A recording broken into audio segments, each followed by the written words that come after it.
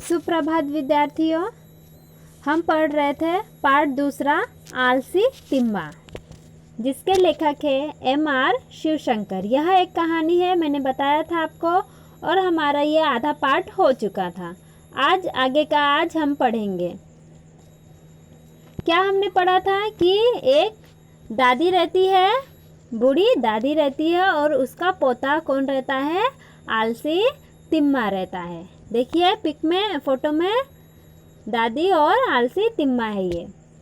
और यहाँ खाना के लिए कुछ भी काम नहीं करता था। तब उसे सबक सिखाने के लिए गौरैया दादी से कहती है, उपाय निकालती है, और उसे समझदार बनाने के लिए वह प्रयास करते हैं, और उसे जंगल लकड़ी लाने के लिए कहती है उनकी दादी। और वह कुछ उपाय न होने पर वह जंगल जाता है लकड़ी लाने के लिए। आगे देखिए पेज नंबर 15, नीचे का पैराग्राफ। ये यहाँ पे उसे, जब वो तिम्मा क्या होता है, थक जाता है भूख प्यास से, तब वह सो जाता है। तब उसे कौन मिलता है? कठफोड़वा मिलता है। उसकी आवाज़ से वह उठ जाता है। जब वो पूछता है कि तुम्हारे इतने शोर करने से मेरी नींद उचट गई, तब वो बोलता है कि इस समय कौन सोता है? खूब मेहनत कर कमाओ खाओ और रात को सोया करो। ऐसा कौन कहता है? कठफोड़वा कहता है तिम्मा को। यहाँ तक हो चुका था हमारा। नीचे का पैराग्राफ देखिए। चिप चिप चिविट कई पक्षियों की आवाज़ें सुनाई दी। चिप चिप चिविट कई पक्षियों की आवाज़ें सुनाई दी। किसे सुनाई दी? तिम्मा को। और तिम्मा कठफोड़वा से बातें करके वो चला जाता है। यहाँ पे उसे कुछ पक्षियों की, चिड़ियों की आवाज़ सुनाई देती है। तिम्मा ने उधर मुड़कर देखा। फूल पौधों की झाड़ी में छोटी छोटी पक्षी फूलों पर झुककर पराग खींच रहे थे। उन पक्षियों को देखकर तिम्मा ने पूछा, आप कौन हैं और क्या कर रहे हैं? यहाँ पे जब वह उनकी आवाज़ें सुनता है तो वो इधर उधर देखता है तिम्मा, और बोलता है कि तुम कौन हो करके, और वह क्या कर रही है करके वो पूछता है। देखिए इस तरह से वो चिड़िया जो होती है, छोटी छोटी चिड़िया फूलों पे पराग खींच रही होती है। पराग दिख रहा है, ये फूलों पे जो ये निकला है ये पराग है। ये चिड़िया उस पे अपना क्या करती है? उसे खींचती है, वह उनका भोजन रहता है।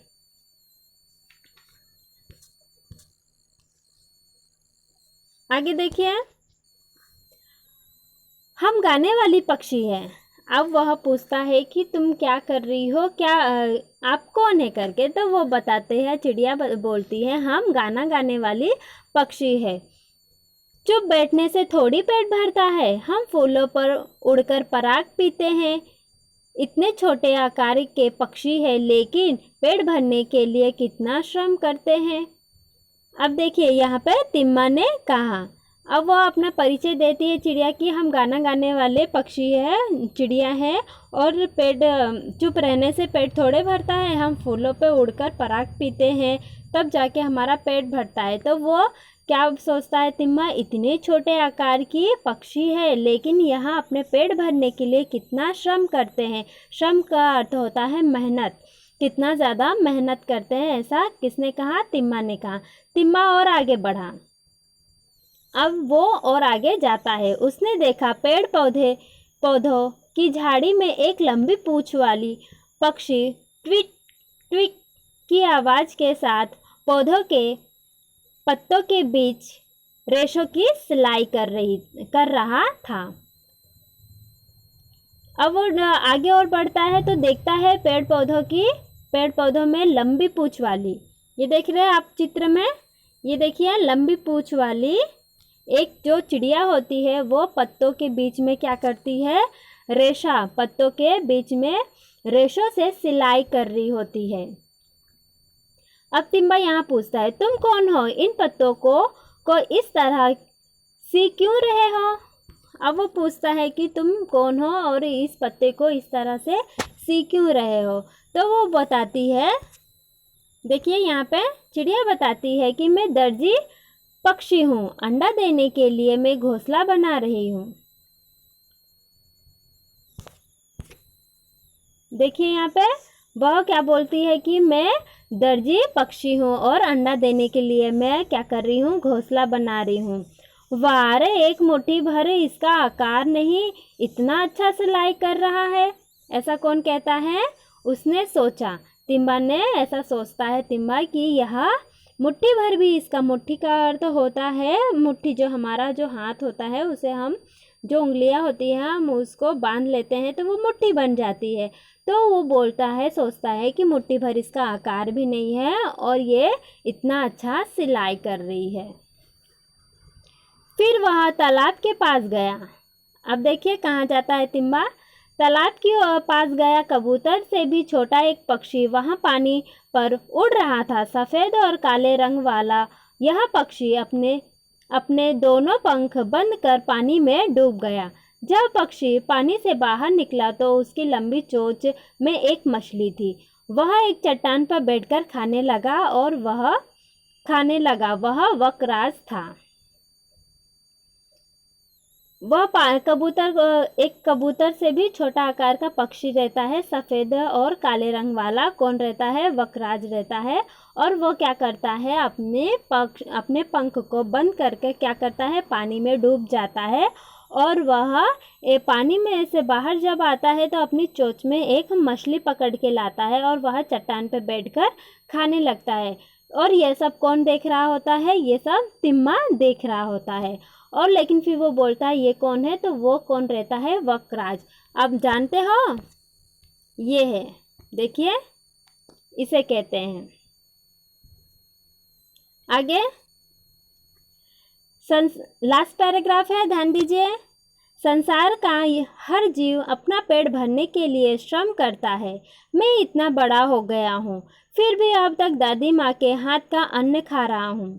आगे से मुझे काम करके खाना चाहिए, तिम्मा ने निश्चय किया।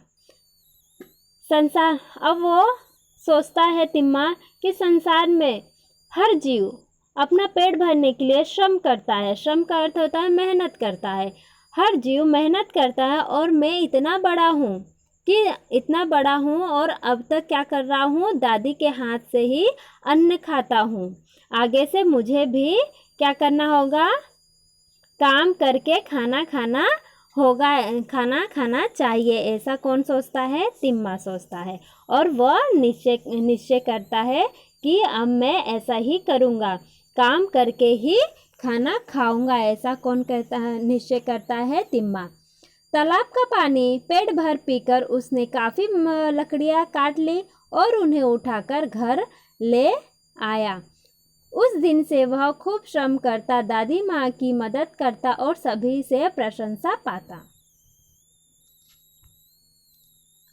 अब वह उसी दिन से जब वो जंगल में जाता है लकड़ियाँ लाने, उसे बहुत सारे पक्षी मिलते हैं, जिससे वो सबक सीखता है कि हर जीव किस तरह से अपना पेट, इतना श्रम करके अपना पेट भर रहा है। उसी तरह से अब वो भी निश्चय कर लेता है कि मैं भी इसी तरह काम करके खाऊंगा।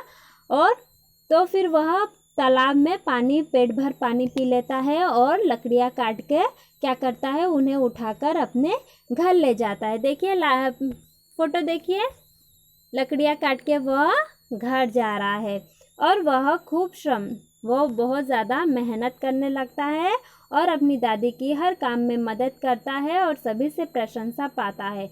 प्रशंसा का अर्थ होता है तारीफ। सभी लोग तिम्मा की क्या करते हैं? तारीफ करते हैं।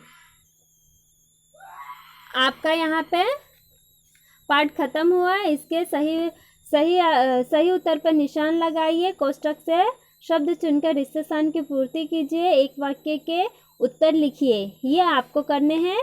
इसके बड़े वाले लघु उत्तरी और दीर्घ उत्तरी प्रश्न हम कल देखेंगे। आज के लिए इतना ही।